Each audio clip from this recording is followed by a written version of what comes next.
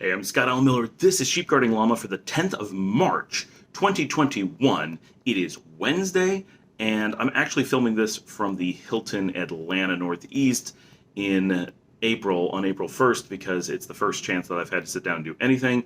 But this is Sheep Guarding Llama. I'm Scott L. Miller. We're going back, and this is a special episode because I'm doing one, I'm posting out of order, but everybody has been wondering what happened with the trip. One, we made it back safely. We're fine. The big question is, we had bought a hotel. We went down to Nicaragua to finalize everything with the hotel, and everyone wants to know what happened. So, real quick, got down on Monday. Tuesday, yesterday, met with our lawyers. Everything was going fine. Paperwork for the hotel's moving forward. We got done early. We called, and this will all be in yesterday's video. We called the hotel and said, hey, we have some time. We want to come see the hotel. And they're like, oh, no, we can't come today. We're in Managua, so you'll have to come tomorrow. And Melvin's like, they're not in Managua. They just, for some reason, they want to get the hotel ready or something, right? They want to make sure it's presentable for you, which is fine. Like, we don't care. So we waited until today to go see the hotel. So this morning, got up, did breakfast at our hotel in Managua. We stayed at the Manzano, something like that. And Melvin picked us up about 9:30. We got on the road and we drove west to Pochomil, where we went to look at the hotel. So we started, first of all, drive was great. Beautiful day, beautiful drive. We really liked the location from a getting there from Managua perspective. That was really cool.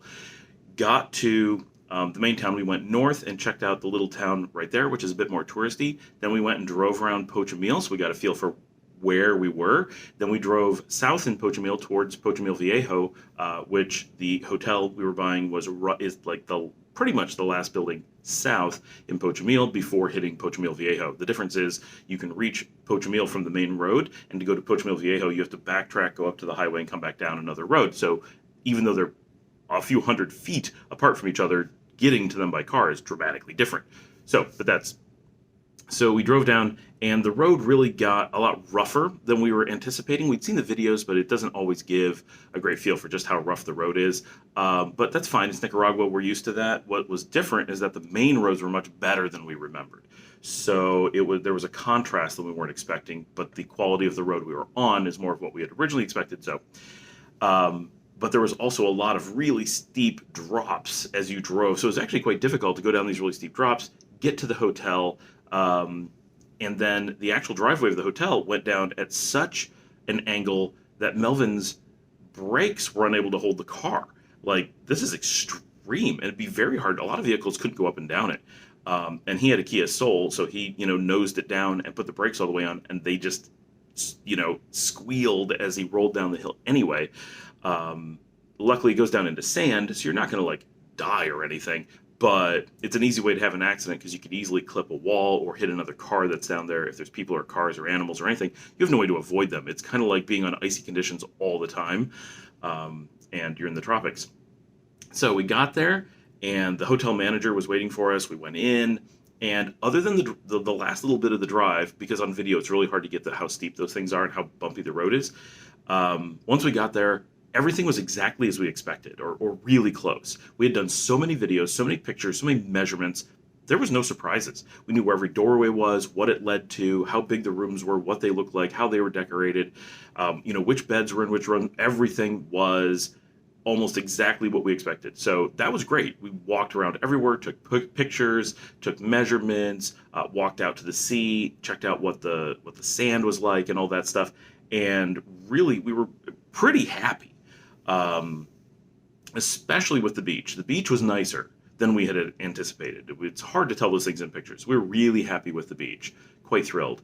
And it's an area where there's a lot of beach, and then there's some rocks out, which create a little bit of a break, which actually was really nice. We actually really liked the rocks, and you could get away from them with an easy walk on either side. So it created some variety and a little bit of safety. It's pretty nice.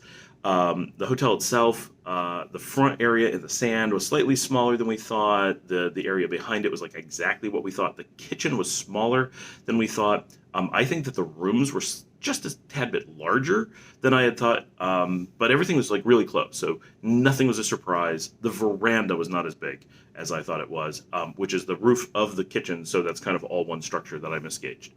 But overall, beautiful property and exactly what we thought we were buying. So no surprises. And that's it. We were just there to see it, just because we were there, right? There was no deal to be done. Nothing was happening. All of the work that we had done was yesterday with the lawyers. That was the important stuff. Today was not important in any way, but who wants to buy a hotel and be right next to it and not go see it, right? So of course we were there to see it. So we got all done. And when we first arrived, I forgot to mention that there were two guys there. So first of all, the hotel's empty. In previous pictures, there had always been people there. They had had time to stage it with people. This time, they had all the rooms air conditioned and open and clean, and that was great. They had like the towel swans on every bed. They had really gone through some effort to make it look good for us, which was unnecessary but appreciated. And so we got a feel for what it would look like as a running hotel. But he said his lawyers were there in case we had any questions. Of course, we didn't have our lawyers with us, so why would we be talking to his lawyers? It doesn't make sense. That was a very weird thing for his lawyers to show up when we're just doing a tour of the hotel. There was no reason for the owner to be there at all, right? The manager was there. He could have given us the tour yesterday with no effort. Nobody needed to see us because there was no deal being done. The deal is done. We're in the middle of the paperwork, and the deal is well underway. We've had the deal finalized for 2 months. We are here in person on schedule to do the paperwork with the lawyers. We are on target to get him the money for all the things move forward. Like, there's no hiccups, right? The lawyers did find some stuff yesterday that was troublesome, but nothing that was a showstopper. But it did indicate that the problems were going to be on his side, not on our side. When we first made the deal, we were worried that because of the amount of money and the time frame needed, that we were going to have a hard time coming up with enough money fast enough for the hotel, because we don't have a lot of banking options when buying out of the country. So that was going to be our big challenge. We were working really hard on that and doing okay. It turns out that he had paperwork problems, and nothing that was a big problem, but stuff that was going to slow him down. And so if anyone was going to miss their dates, it was going to be him. But other than that, I mean, there's no reason to have lawyers there. And they didn't really look like lawyers. They looked more like mafia heavy men. But what do I know? But I mean, I have Nicaraguan lawyers, and they look normal. So I'm just saying, it was pretty fishy. But anyway, so we got to the end of the tour. We're all happy. We're ready to leave. The owner pulls Melvin aside and starts saying, well, so you see, because I hadn't met you in person yet, I didn't really consider it to be a deal. This makes no sense because he has lawyers involved. We have lawyers involved. There's all this paperwork going on. We have in writing what's happening. Like, legally, we've done everything that you're supposed to do, and legally we could hold him to the deal.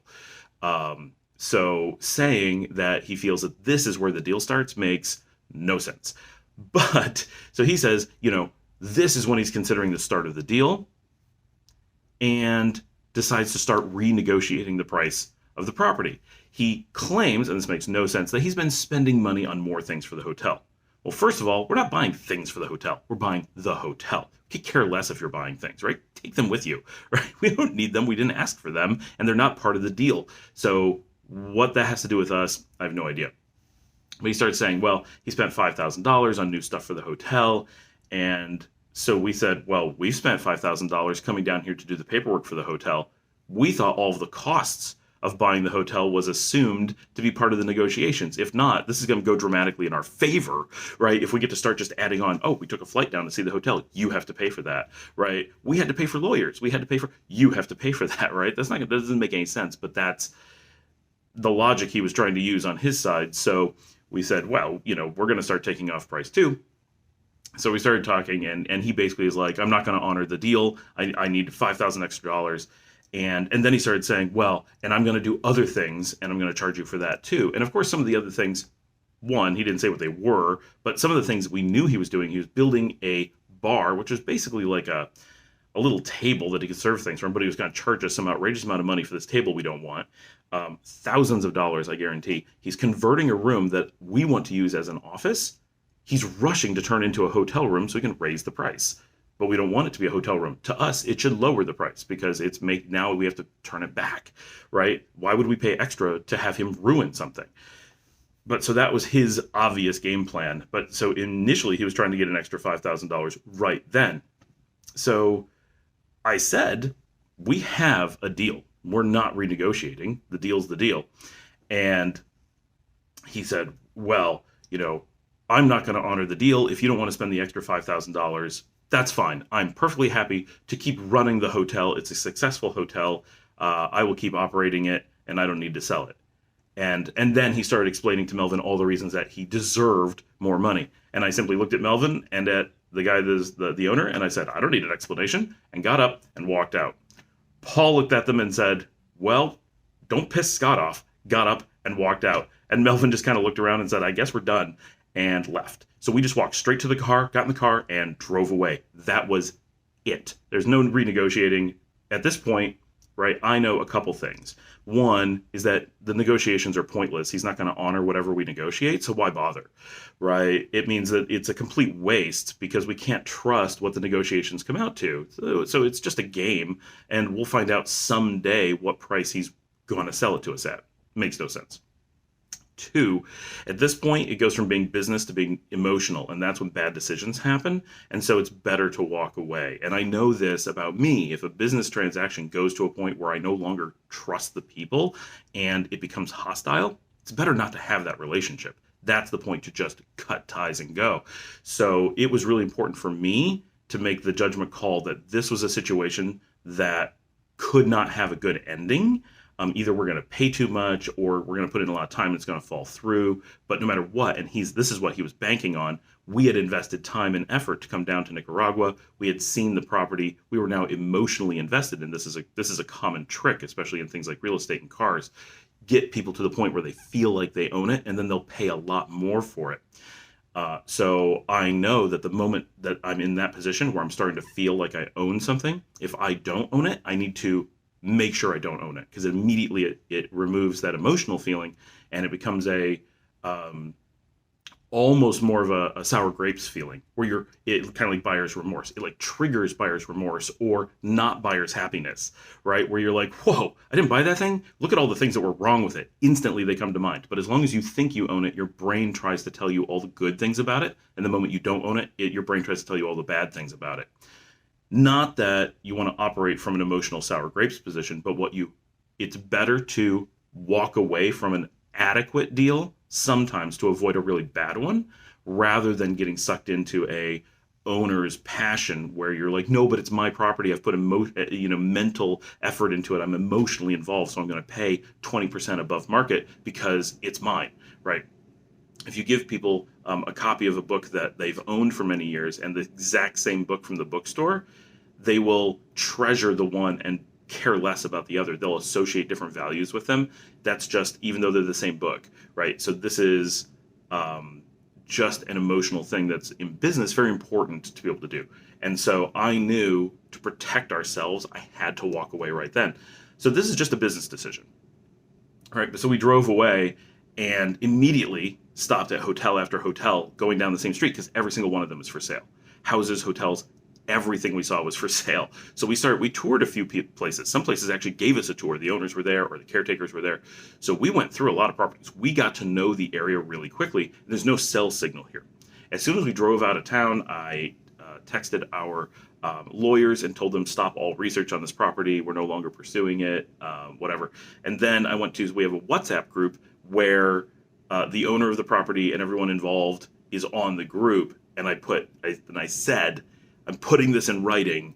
The owner has voluntarily broken the agreement and has no interest in pursuing any transaction with us. So this is completely done and there's no more discussion. And so I sent that and left the group. And I had to put that because in writing we had a deal. And he broke that deal, but because it's in writing, it would be his word against ours in court if he decided to try to pursue the deal in the future. And we said, well, we went there and he said he wasn't going to honor it. And I would say, well, that's your job to sue him, not for you to break the deal. So we had to have in writing that he had broken the deal and walked away, and that we were accepting him walking away rather than legally pursuing him. Now, of course, we're giving up the ability to sue him for the original deal. That's fine. We're not going to do that, right? So, I mean, that would be a bit ridiculous. Yes, he tried to screw us, but to the point where we just don't do the deal, not where we do something drastic. So I put that in writing and left the group because I don't want anybody coming. I don't want to discuss it ever again. I don't want to hear about it because all of that is just emotionally draining and there's no happy outcome. So it's important to not waste energy on it. We have limited time in Nicaragua. We have things we need to do now because we don't have this hotel. We're not going to get this hotel. Like, that's not going to come through in a happy way. So we need to focus on what's important now. So I sent that, left the group, and by the time we got to lunch, we got Casillos at a little roadside place that I now know really well because we pass it going anywhere. The owner started WhatsApping Melvin and saying, I've lost contact with the group. You're the only person I'm able to reach. I've made a horrible mistake. I'm so sorry. We'll totally go back to the original deal. Please get a hold of them and let them know that this is all my fault. And, and so we were discussing this. And first of all, I have no sympathy, right? And no interest in continuing this conversation. But more importantly, we started talking and we said, those weren't his lawyers there. Those were the people he owed money to. And that's why he's been trying to get large amounts of cash up front. That's why he's been trying to move things extra quickly. That's why he's trying to get extra money. He probably took out loans from some unofficial sources and is on the hook, and they're making sure that no money changes hands without it going to them. I doubt that they're there to break his legs or pressure him to make a bad deal, but he's trying to get extra money because they're going to collect first, and there's probably a lot of interest.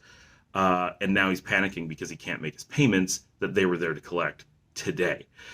So that was that was pretty funny. We did not respond to it. Melvin simply told him that he had dropped us at the hotel and didn't have contact with us at the time. But would let us know at some point in the future that he was saying this. So to back up a little bit, this was actually a really fortuitous thing for us. Remember, Paul and I are there dealing with lawyers to make it possible for us to buy property, not to make it possible for us to buy this property.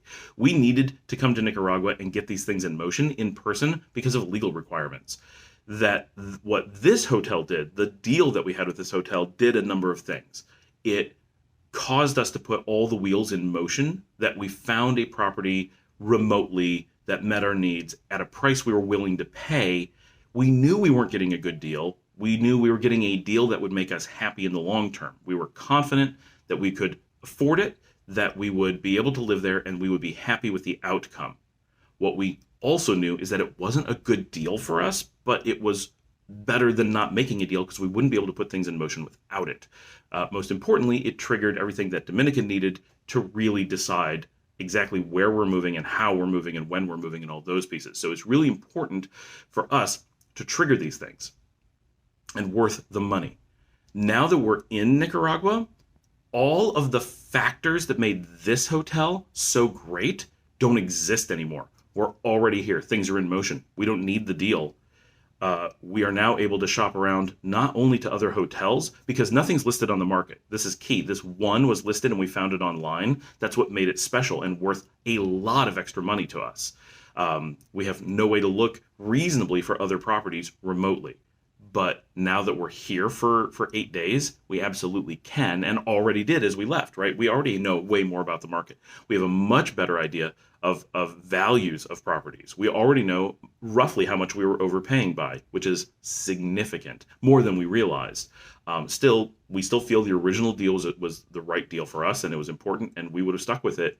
And it is what it is. But now we know how much better we can do if we put in some effort. And now we have all the resources in place to do that. That's the hotel thing. Now we have an opportunity to go all up and down the coast and look at the different communities where we may want to be and make decisions based on that, because there's just a lot more flexibility.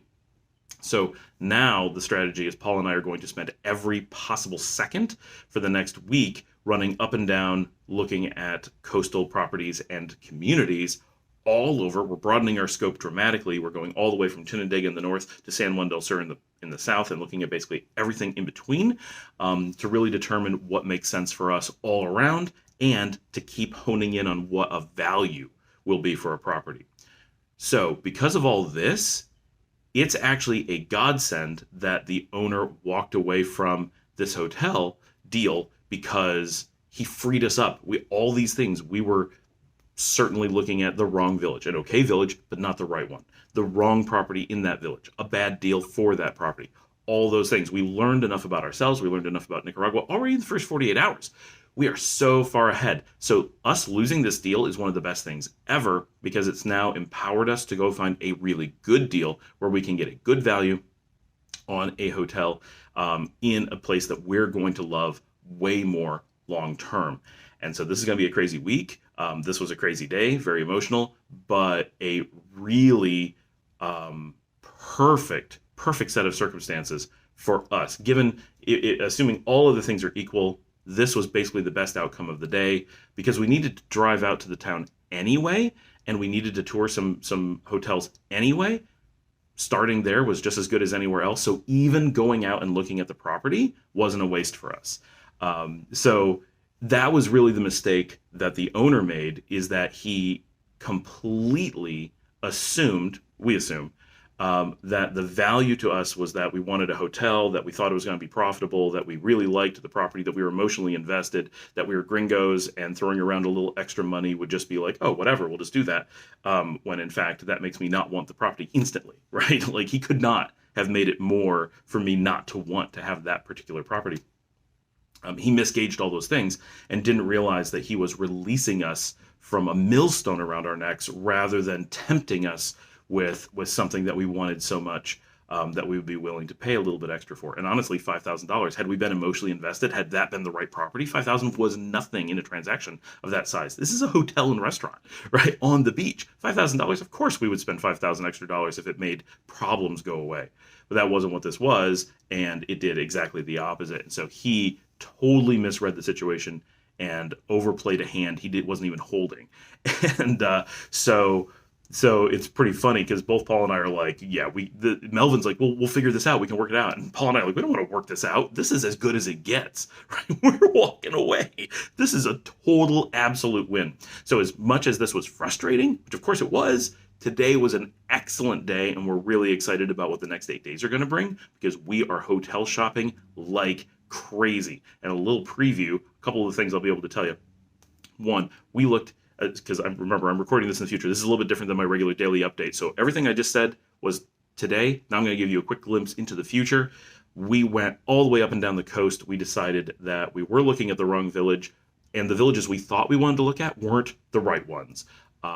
So it's actually south of Managua, and in Leon are really what we're most interested in. And we think we like one in Chinandega, but it's way too far away, and so we're kind of ruling it out. So we're looking at Leon and the town south of the state south of Managua. Those beaches, like Huehuete, are places we're most interested in.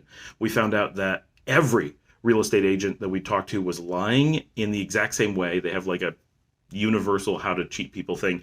Everything we've been hearing from a real estate agent is false. The market is not hot. There are no buyers. Everything is in total market free fall, and the prices are way lower than anyone is admitting. And we talk to people all over. We are the only active buyers on the coast of a country. So every property is potentially in play. It's a totally different scenario. And we went to some beaches, and we said it like the next day. We actually had a conversation where someone came out, was talking to us on the beach. We were actually at Huehuete, and we said, "There's no for sale signs here, but we have the feeling there's probably a lot for sale. What's for sale around here? Do you know of anything?" And he said, "Well, let me think. You see all these houses, all of them, every single property is for sale." And they said, "Wait a second. There's one down there. You see, that one was bought 2 weeks ago by some Russians from Managua. Other than that, every single property is up for grabs currently. No one's putting up signs because there are no buyers. There's so much inventory on the market that there's no point in advertising yours unless you're a standout property." And this is why the one that we found was a big deal for us. It was the only one we could find. But now that we're here, We can go anywhere. We can just go knock on doors. And we did. We started going to places that weren't even for sale. Knock on the door, a caretaker lets us in. We ask, and they say, oh, yeah, it's been on the market for 4 years. They don't put up a sign because nobody cares. And they're asking this much, but they'll take this much, right? They're like, we found a beautiful 5-bedroom home. They're like, we're like, this place is fantastic, right? Huge property. Everything about it's great. They're like, yeah, it's listed for 3. Offer them 2, they'll take it in a heartbeat. 200,000 on the beach, brand new construction, 5-bedroom. Like you would be on, on House Hunters International. Only they'd say it was $800,000 or something. And so we're like, this is crazy. We can stop in anywhere, look at any property. Everything is in play. And so the sky's the limit kind of for shopping. The prices are low, the opportunity's high, and we're the only people who have invested. It was so hard to get here. We had to fly into Honduras. We had to drive across the border. If we didn't have all these resources and the willingness and the knowledge to do all this stuff, and lawyers in place and the money ready to do it, nobody could buy property right now. There's a reason we're the only people here. Logistically, it's roughly impossible for anybody to be actively working in the country. So the fact that we're here doing stuff makes us completely unique. That's why it's so important that we came down this week, got those pieces in play. We are now ready to buy while we're here or after we leave. So by the time we're done with this week, we have way better information. Everything worked out perfectly. We're really excited about being in Nicaragua, and we're really excited about where that's going to take us in the near future. So that is the quick update as to where we are in general with the hotel, because everybody has been asking me, what happened with the hotel. We know you went down there to kind of finalize things. And so the quick answer is we did not get the hotel. The long answer is it all went so much better than it could have had he just stuck with the deal. So we're very happy. Things are going great, and we are in very rapid motion towards the same plan. We are actively trying to buy a hotel as quickly as we can. We are moving as fast as we can. We are trying to charter a flight to get down there. Everything is moving forward at full speed. There is no slowing down. Everyone then asked that. Well, of course, what's the plan now? The plan is obvious. We're continuing every single piece of the plan as before, just without that property as a linchpin in all the planning. All right, thanks. I'll talk to everybody tomorrow.